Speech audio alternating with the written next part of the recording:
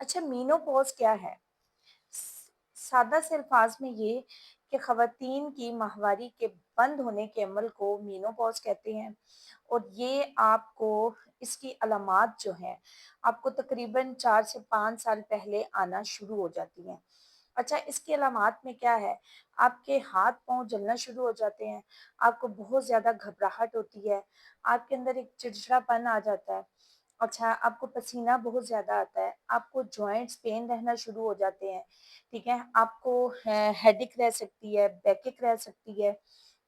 और इसमें आपने करना क्या है कि आप की एक्टिविटी फिज़िकल एक्टिविटी होनी चाहिए, एक्सरसाइज़ आपको करनी चाहिए, डाइट अपनी अच्छी रखनी चाहिए, लाइफ़स्टाइल थोड़ा आपको चेंज करना चाहिए, जंक फूड से आप अवॉइड करें।